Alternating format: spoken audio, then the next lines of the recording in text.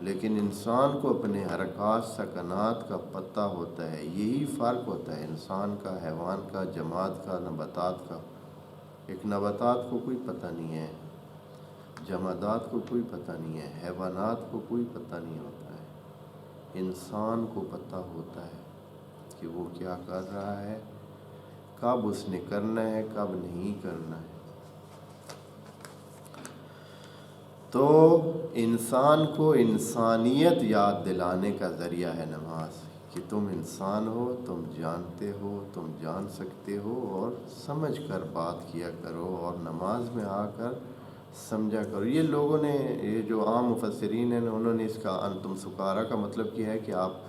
کچھ پی کر نہ آئیں، شراب پی ہوئی ہو یا نشہ کیا ہوا ہو تو اس وقت نماز کے قریب نہ آئیں۔ نہیں، وہ آگے جو حتی تعلموا ما تقولون جو جملہ خدا نے کہا ہے اس سے واضح کر دیا ہے کہ جب تک کہ آپ جانے نہیں جو کچھ کہہ رہے ہیں۔ اس کا مطلب ہے اگر آپ نماز میں آتے ہیں اور آپ کو پتہ ہی نہیں ہے کہ آپ کیا کہہ رہے ہیں، اور پتہ اس وقت چلتا ہے جب نماز ختم ہو جاتی ہے، تو وہ نماز کی طرف نہ آئیں، فائدہ نہیں ہے اس نماز کا، چھوڑ دیں۔ منع کر رہا ہے خدا کریم، نہ آئیں اس نماز کی طرف جس میں آپ کو پتہ ہی نہ چلے کہ آپ کیا کہہ رہے ہیں۔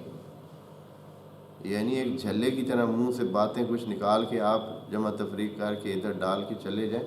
اس سے کوئی حاصل نہیں ہونے۔ لا تقربوا الصلاۃ وانتم سکارا، سکارا کا قرآن کی دوسرے